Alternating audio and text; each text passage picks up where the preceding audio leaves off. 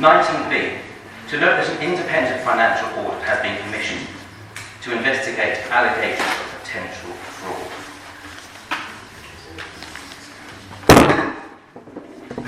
Obviously, we wish to make sure this is... Yeah, Councillor Hart. Since you mentioned the independent financial audits, can I take this opportunity to ask the councillor who originally used the word fraud in a public meeting to please withdraw it? I understand that if it is withdrawn at a public meeting, the financial audit becomes void and we save that money.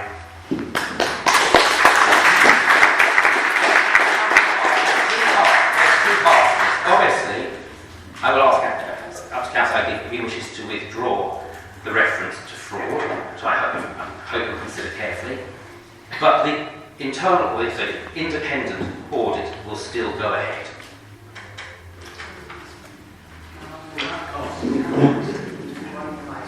I do not wish to withdraw my comments. I did use the word fraud. It was potential fraud, but it was part of a wider conversation I was having.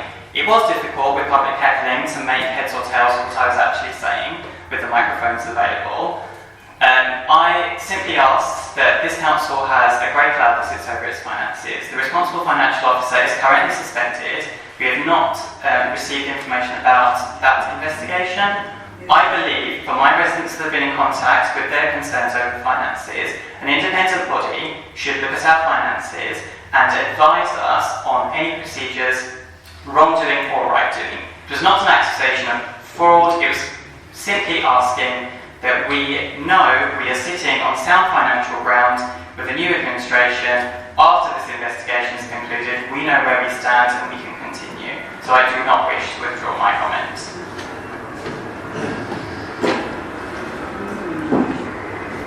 Thank you, Councillor Active. Obviously, we do not, at this stage, have any input, or do not wish to indicate or suggest that any member of staff has committed fraud. It was a potential, I think, was saying. And obviously, I note your comment, but obviously, we await the findings of the auditor's report.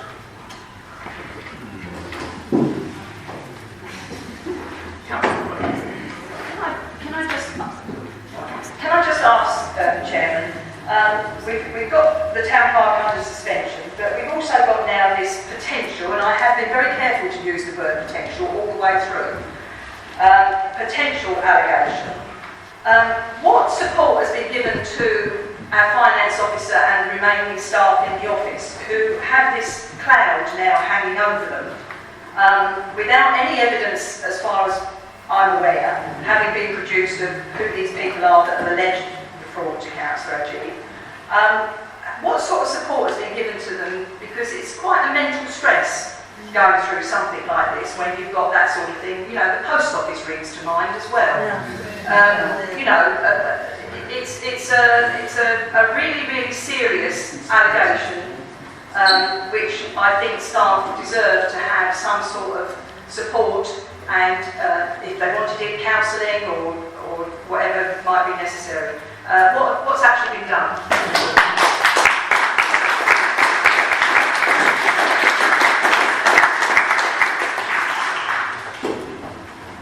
Thank you, Councillor Mulroney. Obviously, we've been in contact with our local who has been providing support to the staff. Should any of the staff require counselling or any support, obviously we're happy to provide that and happy to provide details of organisations they can go to should they require those services. Perhaps it would be good practice to ask them rather than to wait for them to come to you.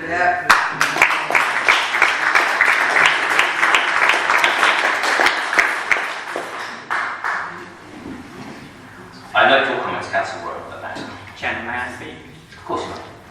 I would like to make clear that I have not made an allegation against any specific member of staff. It was simply a question of knowing that we were on sound financial ground. I understand some people take offence to this. It was not directed at any specific member of staff, and I met with the auditor today, and over there he did praise our acting financial officer for her practices and the work she has undertaken for the time being. It was never an allegation against anyone. It was simply suggesting that this council resolve to have our finances investigated. I did not make an allegation of fraud.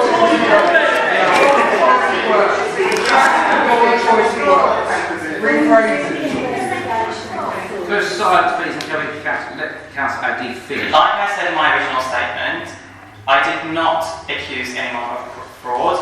It was misrepresented by whatever was said. I simply said I would like an investigation into the finances to identify or prevent any possible situations of fraud or financial mismanagement. And that is what I stand behind. Thank you. Councillor Sutton. Well, as you can see from the note here, I've completed the reconciliation checks for August and September. In fact, I've done it for every month since I was elected in May. And I have complete faith in the person who gives me the accounts to check.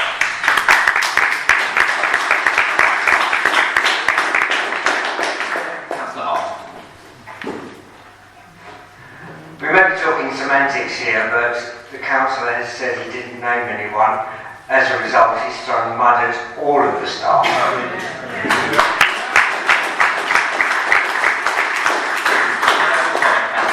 Councillor Hart.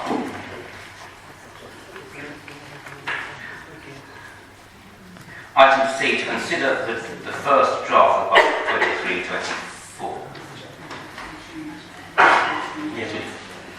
Councillor Mulroney. I believe the Logan has just said that it should be 24-25. Yes. Well, we've got nothing in front of us. What are we considering? We've not even got a copy of last year's budget account, which we always have at every meeting. The town park will put the budget for whatever committee or full council. We haven't got that, and we haven't got any draft budget, which is the town clerk's job. I'm not sure how we would consider a blank sheet of paper.